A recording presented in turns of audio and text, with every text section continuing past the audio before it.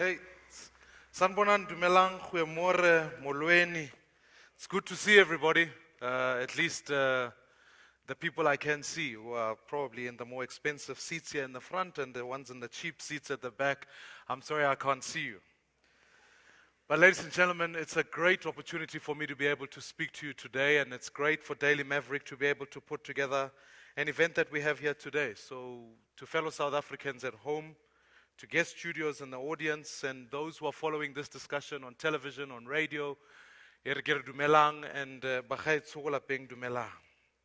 I'd firstly like to thank the Daily Maverick for being able to put together such an event. Because I think it's important that as a society and as a country we're able to debate and engage on issues that are facing our country in a mature and a respectful manner. And I think it's quite ironic that we have to travel so far from the hollowed halls of Parliament to find some decorum in our discourse. And I hope we'll be able to achieve that to a large extent today. I think public debates such as this one are crucial for our democratic process. And may long this tradition of the gathering continue as many more South Africans eagerly await to hear our discourse and certainly where South Africa needs to go. I want to celebrate the work that the Daily Maverick does because it's media outlets like the Daily Maverick who continue to do an important job without fear or, in fact, favor.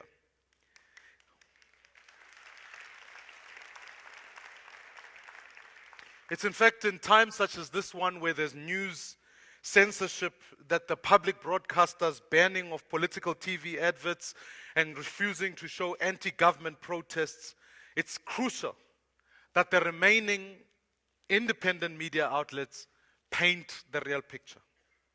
So Bagaetsho, fellow South Africans, as we head towards the local government elections in August, it is in fact clear that our democracy is maturing. And by this, I don't only just mean our political discourse, I mean the way our voters are beginning to align themselves. The spread of votes between smaller parties has become almost negligible, leaving only 3 contenders and represented by the first 3 speakers at the gathering, and that I think is a sign of a maturing democracy. I say it's represented by the first 3 speakers, but of course that ignores the very obvious question. Where is Jacob?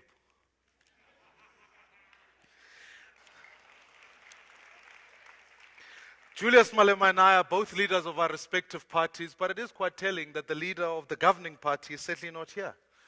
And I think the President Zuma, is quite a busy man, so I can appreciate that he couldn't be here today, because ultimately, when you are trying to shop for a jet, appear in court, line up lucrative Russian deals, keep a long-distance relationship in Dubai, you simply don't have time to run a country. You just can't. I think it would be important. I think it would be important for South Africans to hear from him. I think we deserve better what he's providing. And I think we deserve accountability, and he should be here to defend his party's record. Because ultimately, at these elections, the question must always be, will he provide answers to the difficult questions that South Africans are putting before us? And I think we must get on, because actually, the question that is before all of us as South Africans is which political party can be trusted with our economy? Which political party can be trusted to safeguard our institutions of our democracy, and ultimately, which political party can build an economically prosperous and inclusive South Africa? In 55 days from now, we will put our democracy to the test.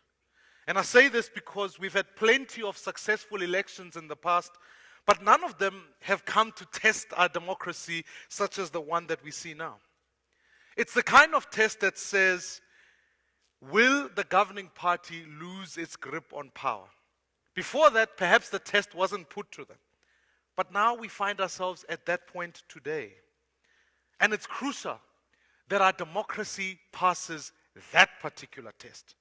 Because we need to know that governments can change hands without violence, without intimidation, and ultimately without electoral fraud. And we need to treasure our democracy because even though it's not perfect, it is, as South Africans, our miracle. And as someone once said, that the ballot is more powerful than the bullet. We're at a time in our history where all South Africans, including those sharing the stage with me today and later on today, should remember these words. That we've lived through the bullet for 400 years. It was the threat of a bullet that sustained colonialism and apartheid. We should, ladies and gentlemen, never ever go back there.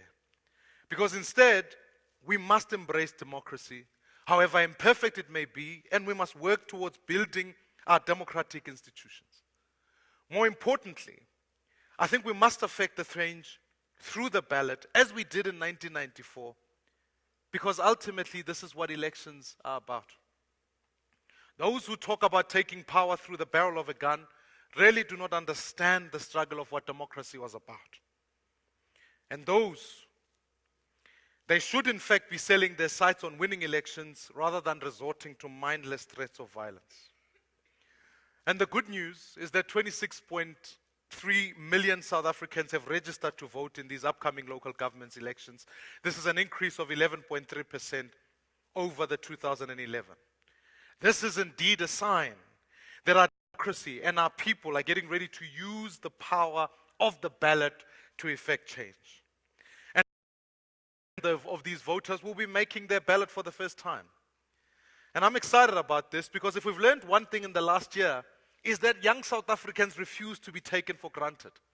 It's young people who have made it clear that they will not tolerate this government and that this government has failed to keep its word.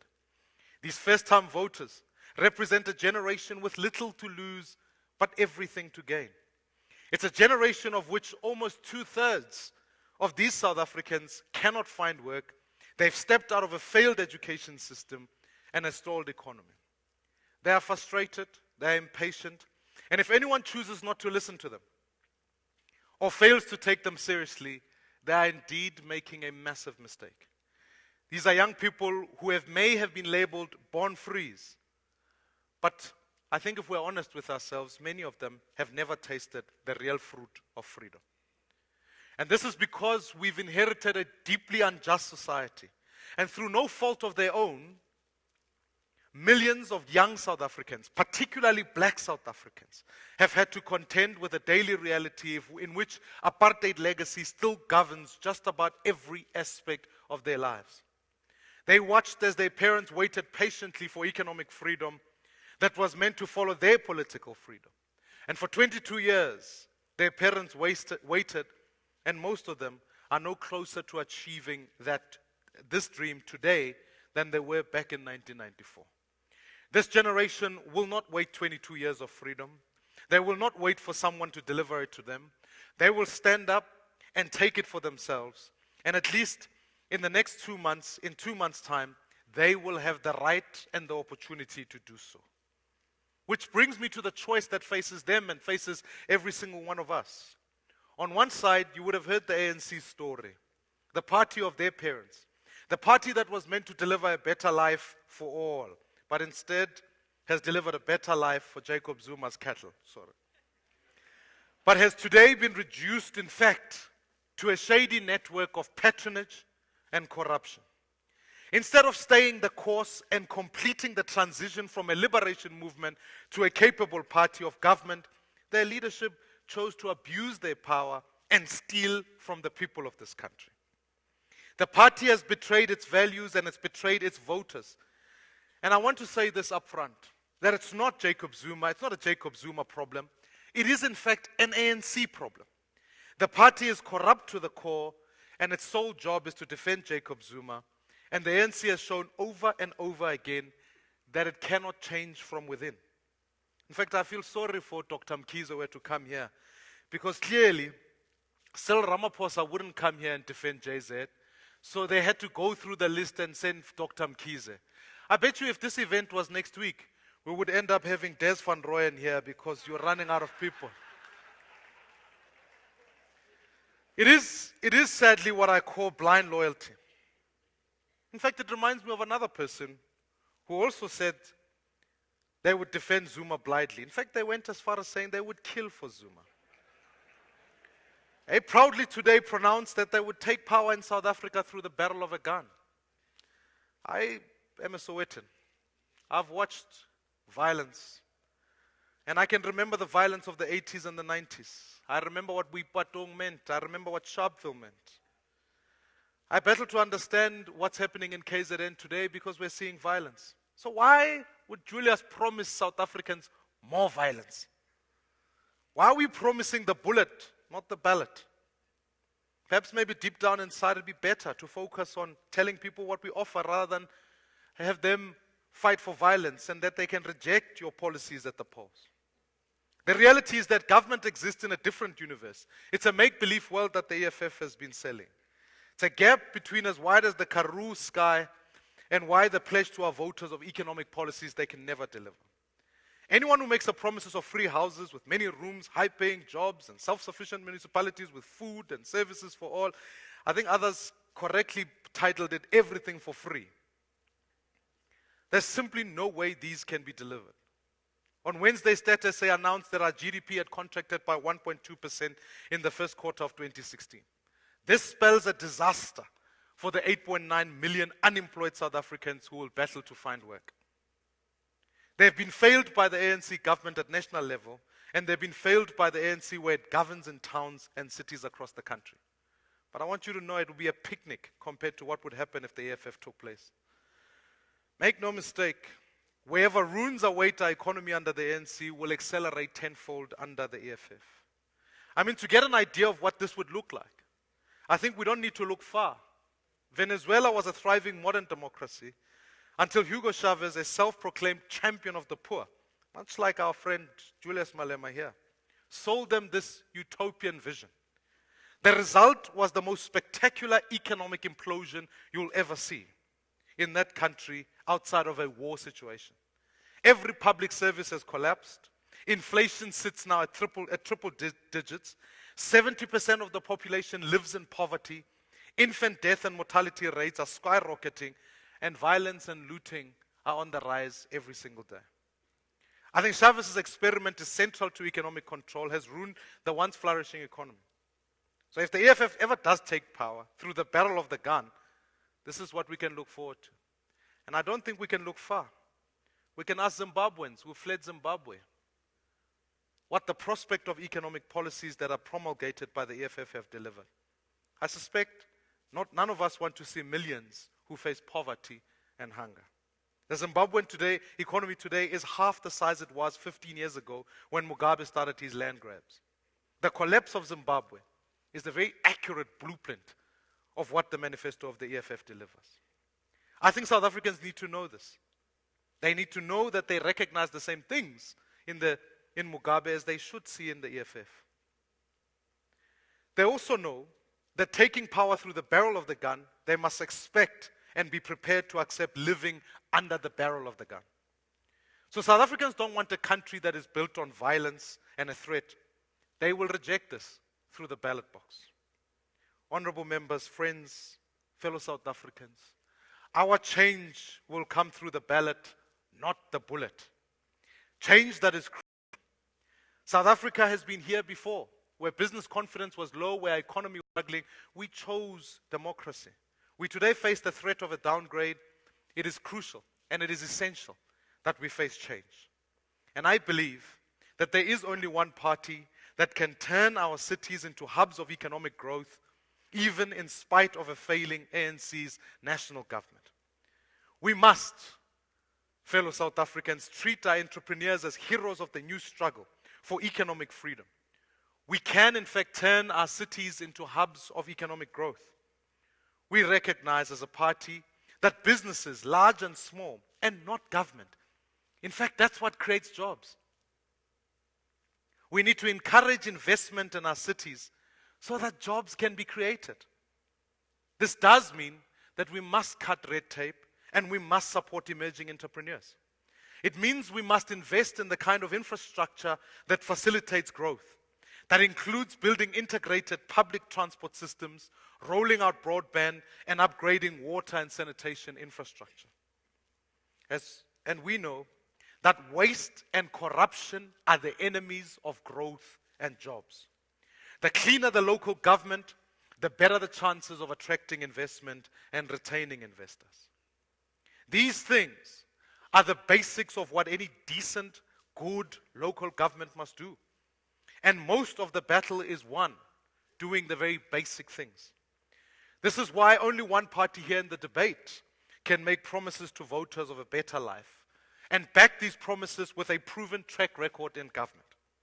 And when I say a proven track record, it's not us saying it. I mean, it's been verified by independent reports and data on issues ranging from employment and service delivery to clean governance. Just look at the recent independent organization Good Governance Africa report, which found that in fact out of the 10 best cities in South Africa, almost 9 out of 10 of them are run by the DA. If you took the same stat and you looked at the 10 West, I think it's fair for you to conclude which party is running that. It's quite an exceptional achievement when you consider the fact that we currently govern 26 out of more than the 200 municipalities in South Africa. When we look at unemployment as an example, the greatest challenge we face today, according to the latest quarterly labor force survey by Stats SA, the Western Cape's unemployment rate is 23%. That's the expended unemployment rate, which includes almost those who want to work but have given up looking. The national expended unemployment rate is 36.6%. The differential is almost 11.3%. It proves which government, in fact, can deliver jobs. In Gauteng, right here, the DA-run municipality of Midvaal has an expanded unemployment rate of 18.8%. Whilst other Gauteng municipalities, this ranges from 24% to 35%. The message is clear. Where the DA governs, jobs are created. In fact, where the DA governs, people have the highest access to basic services and particularly the free portion of those services. The Stats SA household survey census released this week confirmed that when it found that over 98% of poor households in the Western Cape have access to a basket of free services. That is more than 50% better than the average in South Africa as a whole. And the strongest proof is that the DA is improving the lives of South Africans, particularly in poor communities. The reason why the DA is successful in delivering services, because it runs a clean and a more efficient operation. The DA does not tolerate corruption and waste. And this translates into direct benefits for communities. If you want a clear indication of this, in fact, of levels of corruption in government, then you looked at the unauthorized, fruitless, and wasteful expenditure. In the ANC-run metros of Joburg, Tshwane, and Nelson Mandela Bay, this figure sits at 2.2 billion in 2014-2015. In the DA-run city of Cape Town, that figure sits at 0. 21 of the 26 DA-run municipalities received totally clean audits, unqualified audits without findings. Fellow South Africans, I think the facts speak for themselves. Poor South Africans are better off where the DA governs. And of course, we have not achieved everything where we govern. It is a work in progress, and I keep calling on our governments to do more. But I believe we're moving in the right direction. That's why more and more South Africans are choosing the DA. It's where people like me, who once maybe voted for the ANC, are making a different choice. And the people are seeing through the ANC's racial propaganda. Every time the ANC plays its race card, it loses more credibility. Because people out there know the truth. They know that we're working hard to bring the DA to new communities across South Africa, to engage with people and give them insight into what our party really stands for. And I want to say this to you, it is indeed paying off. Because we're seeing membership growth and activism grow in black communities that has barely been seen by the DA in the last decade. In fact, for the first time, the DA has a candidate in every ward in South Africa. And the vast majority of these candidates are in fact black. Our support is growing in every single province and particularly in our metro. I believe, ladies and gentlemen, that the DA is in fact the future of this country. It is the hope South Africans are looking for, and it is the change that South Africa must bring to build a South Africa for all. And in fact, unlike our opponents represented here, both parties thrive on stoking fires of racial divisions. And I'm proud to say that DA is a home for all South Africans, black, white, Indian, or colored.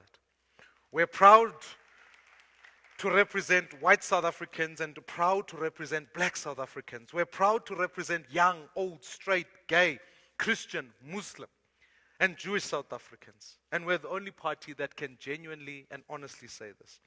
Our diversity is our strength. And so while others divide, we will unite.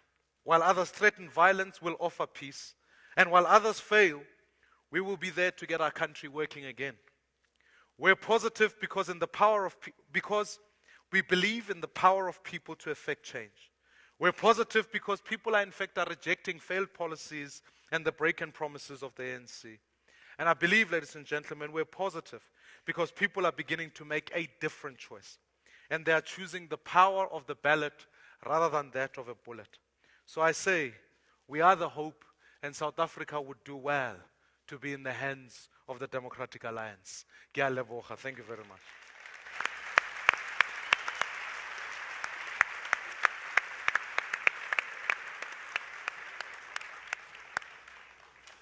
Dumela. Unjani? How long has it been? A year now at the helm of the DA? Yeah. It's Baptism of fire. Have you settled down now? How would you describe the past year? Yeah, it's been a good year. You can recall when I took over the DA, it was just under a year before elections, and I'm proud to say that we've been able to put our election message on the table. I think we're showing that we're a much more competitive brand. I think we've grown across all sectors of society, and I celebrate the fact that this year has had its own challenges, but I'm quite happy and proud of the party that we're building. It's growing every day, and we're competing everywhere. So I'm really excited about what this year's looked like, and I certainly look forward to many years to come. I'm curious about something you said right at the beginning, that we need to find a place where we can have conversations in a civil, sober, respectful manner. And I've noticed that sometimes that doesn't always work as well as being a firebrand.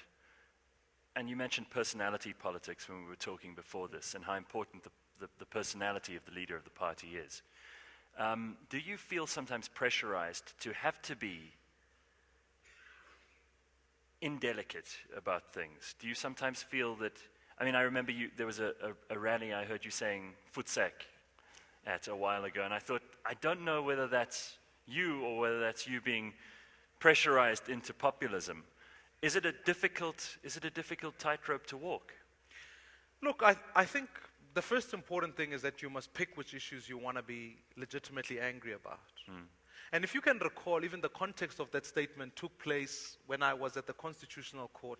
How on earth are we willing to accept the fact that Jacob Zuma can violate the Constitution, continue to do his work, and right at that point, we are in court today fighting the spy tapes matter, which is no longer the spy tapes matter, it's the fact that Jacob Zuma stole South Africa's money, actually, and should be charged. And I think legitimately as a South African, I felt quite angry. So it had very little to do with populism. It had everything to do with a legitimate anger that said, this is unacceptable. But the second point, which is, what is the tightrope to work? I've resolved, and as a party, remember, we've got to keep our institutions working. We've got to keep Parliament working. We've got to ensure that there are spaces in our discourse that can have a discussion. So rather than raising our levels of violence, let's raise our arguments. Yeah. And I think our resolute decision is to say, how do we, over a long period of time, ensure that we can keep the discussion, we can keep Parliament working, we can monitor executive oversight, and then actually continue to have a discourse with South Africans about the offer we want to put forward. So it's a focal point. If we shift towards populism on either end of the spectrum, I think we run then the potential risk of undermining what so many paid for with their lives for the democratic space to be able to discourse in that space. But even in discourse and even in dialogue, the Democratic Alliance comes under criticism. People say that instead of telling us what's right about the Democratic Alliance, you spend a lot of time telling us what's wrong with the ANC or what's wrong with the economic freedom fighters. I felt today what was important, even just taking today, was important to put before South Africans the choice. There is elections, when we get towards elections, we must be able to distill what are the different offers. What is the track record here? And if you note, the work that I've been doing is being able to express to people where the DA stands. On Monday, I launched a fairness paper to say the DA wants to address historical injustices. Today, I wanted to be quite clear up front. Here are the choices, but here's the track record. Test it, poke holes into it. Because we're proud of what we've achieved. And yes, it's still not perfect, but we've got a long way to go. So I think there's been a shift quite significantly to be able to say, what are the choices? Here's the offer. And I can say to the people at home, as I engage in communities, I think people can see for themselves. They can see that life is getting better under DA governments, that there is no corruption, and that in fact, we are the only ones who can be trusted with the economy. So that is essentially our message as we take forward. Our election posters are outside, and our election posters make it quite clear. We want to bring the change that stops corruption, and we can back that up, that creates, delivers better services, and ultimately creates jobs. So I think we've been quite ruthless and more disciplined about putting our offer forward. Isn't it much harder to sell that, because that sounds like a sensible position? And we're not always a sensible nation. I mean, let's be fair. You know, there are lots of things that are so uniquely South African and crazy that anywhere else they'd be thought of as being bizarre. You have to, I suppose, as the DA, you have to now have your own policy that can compete with the land policy of people like the EFF. You have to have and the ANC who've, you know, in a reactive move decided they suddenly have a land policy after how long of sitting on their hands. What's the DA's position on these very difficult issues, which require more than just a slogan? Yeah. They're very powerful and emotive issues in South Africa. Sure. How do we deal with land? How do we deal with huge economic inequalities? Yeah. Look, I think what's absolutely vital is that it might seem what grabs the headlines is to be populist. But what is to be populist cannot be delivered, as Venezuela teaches us. We've got to be able to bring South Africans into a conversation about saying, here is the best route for us to go. So for example, on the issue of land, actually I've been at the forefront everywhere I speak to say we're supportive of land reform and land restitution. We've got, and there is a program about that. The central tenet is about how do we empower the individual? When you go to rural communities and you get there, you find there's a lot of chief land that has been owned. And individuals end up without the ownership of land. At which point, to as South Africans, it might seem unpopular. It may not even seem as though it's a vote-winning exercise. But if we philosophically believe that if the Freedom Charter said it must be by the people, rather than by the government or by the chief, surely we must be empowering individuals. Surely when we talk about land restitution, it must end up in the hands of individuals. But furthermore, why don't we talk about an urban conversation, urban land reform? The idea of distributing title deeds to many more South Africans. The reality of it is if I take even my own personal experience, you grew up in a township, you own the house, you can be able to liquidize that to expand your own wealth. The apartheid project was a systematic destruction of wealth transfer through the disturbance of land. Therefore, when we get towards the land conversation, surely in urban communities we must be better at saying, how do we accelerate land reform? How do we ensure that South Africans are owners of their own homes? And I think these positions may not seem populist, may not grab headlines, but I believe for the sustainability of South Africa must be the very issues we stand for. It's the same. The Constitution, in fact, speaks about the idea of expropriation, speaks about how we can effectively do it. At this point in time, you say you must defend the Constitution at one level, and the Constitution gives rights to individuals, gives rights to people to own land. And therefore, our long-term project must be the defense of that Constitution.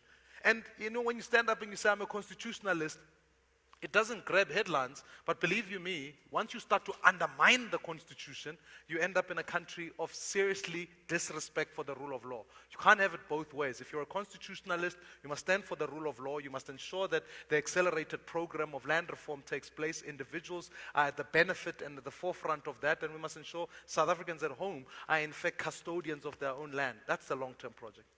Let's talk about economics.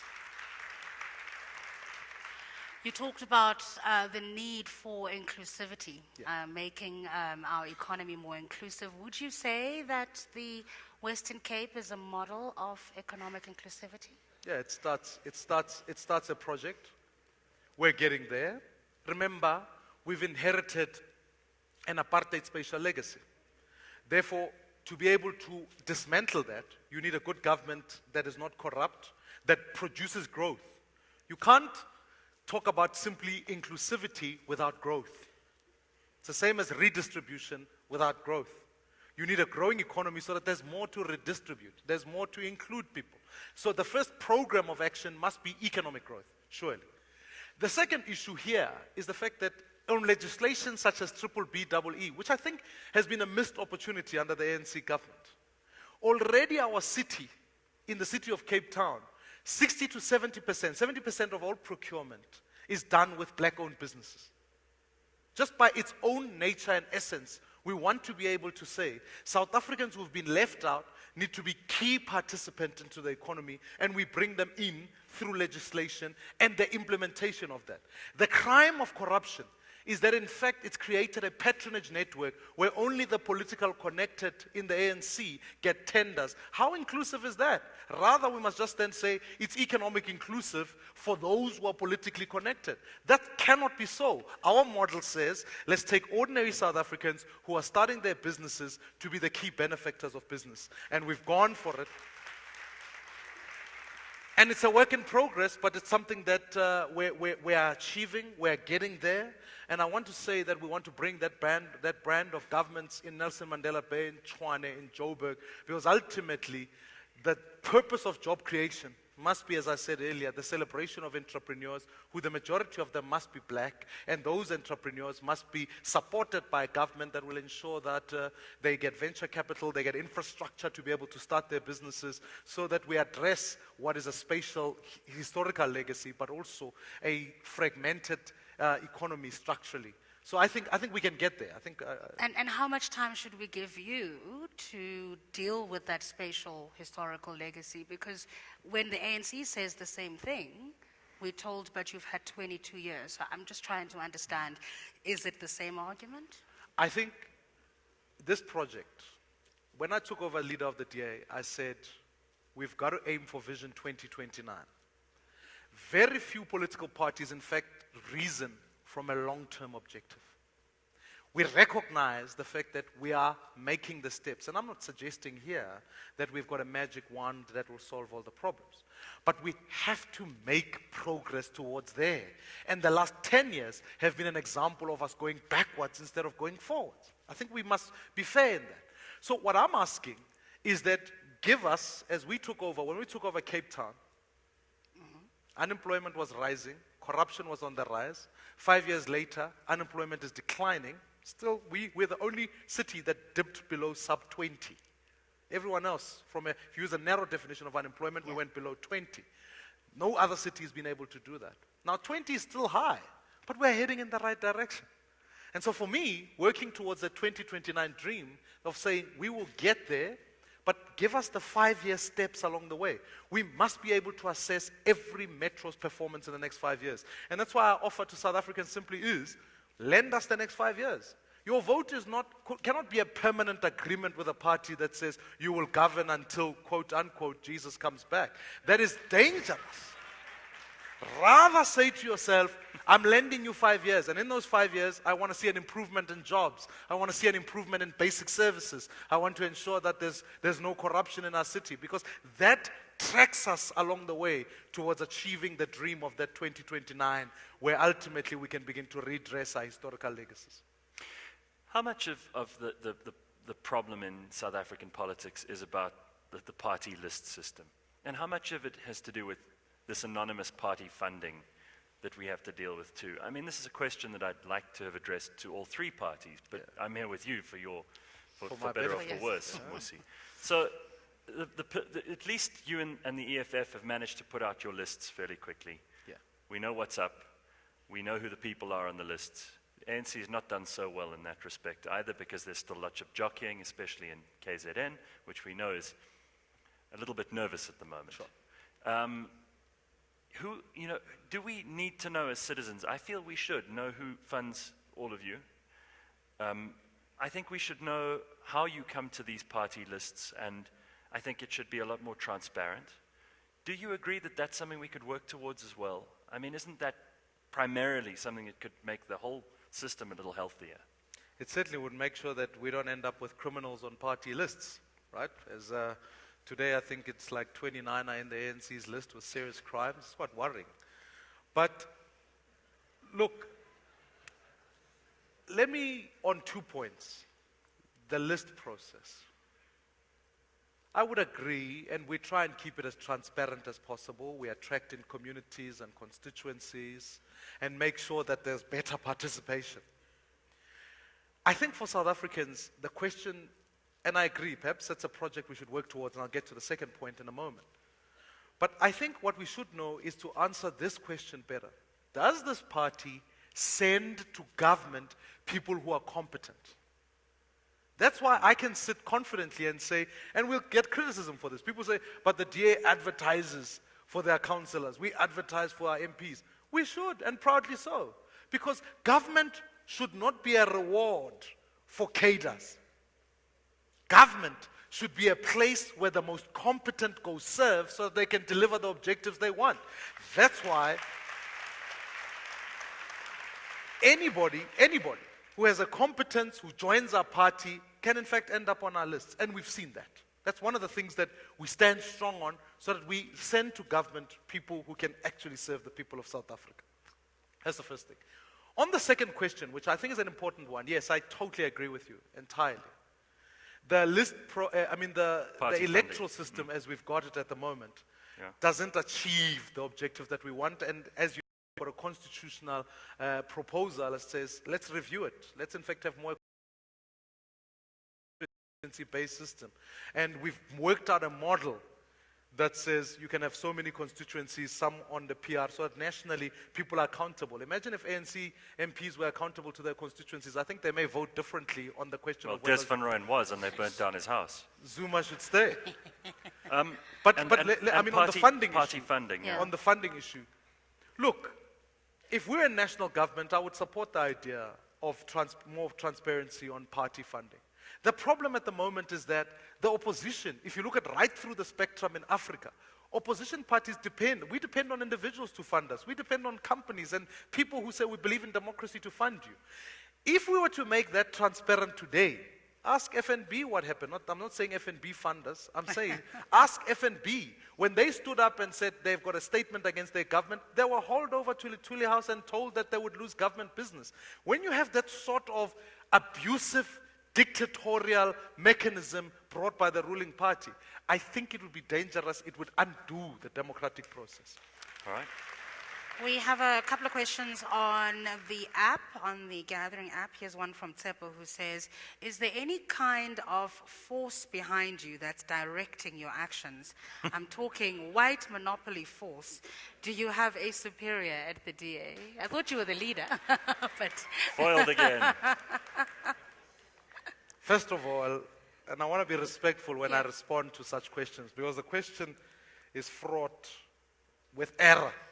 And I think we must call it out for what it is. I think it's a dangerous question. You know, these people who perpetuate the idea that there's some form of white faction that is in charge of the DA, I think the statement is dangerous because it can read as racist. It says black people cannot lead, and that when a black person is elected to leadership, suddenly there must be some white puppet masters in the background. I think it's dangerous. Dangerous, that thing. So where I stand here today, I am elected by a mandate of the Democratic Alliance. There is only one leader of the DA, and the fundamental job is that we lead a team of South Africans who are diverse. That's the other issue. A diverse list of people. And I believe we've got a very crucial project, and I'm stepping in saying to myself, we're going to take this party forward so that it grows in all communities. So I think that's where I stand, and that's the party understands that there are just others who want to perpetuate a racially based narrative, which is dangerous, I think. We must celebrate when black South Africans lead. I think that's what democracy was about. And I can confirm there are no strings anywhere near him. Yeah. Here's another question from Simon in the audience who says, do you have, and I think this is the way a lot of us are feeling at the moment, growth is down, the economy is in the doldrums. You know, we hear bad news every day, and the media has some blame to take in respect to this, but it's the truth. There's a lot that we are very, very anxious and nervous and even depressed about. Do you, this is a simple question, have some encouragement for us, sir? Absolutely, absolutely. I mean, I'm more optimistic about South Africa today than I've ever been, despite the difficult news, despite all of it. Because actually, as someone once reminded me, the more things fall apart, the more they fall into place. This is the test of our democracy. And actually, when I look at the good news, when I go to Parliament, I don't go to Parliament to entertain. I go there because I've got a very important project of bringing democratic change.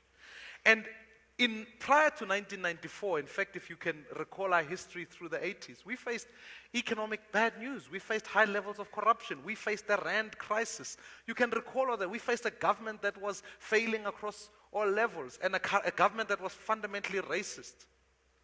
We chose the vote and we brought about change. If you look at our numbers between 94 all the way to, in the first two presidencies, Mandela and Mbeki, South Africa started to climb up. But it was predicated on change. So the issue here is, the hope for all of us as South Africans is that this is part of the prevailing conditions where we can make a different choice. What's wrong with South Africa is not its people, it's not its resources, it is its leadership. We don't suffer from natural disasters, we suffer from man-made disasters. And therefore, given the right leadership, given the right change, I think we can steer this country in a direction towards prosperity. And I think change must come and must come now. That's the issue. Thank you.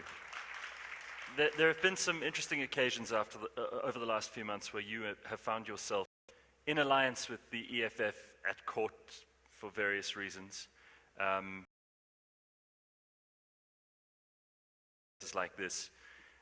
A lot of South Africans who are dissatisfied with the current dispensation and perhaps prefer you or prefer the EFF might be encouraged if there were more ways for the EFF and the DA to work together. Might there be such things in the future? Coalitions? Not necessarily, not coalitions and alliances. We know that's out of the question, largely from both sides. But are there ways that cooperation can take place?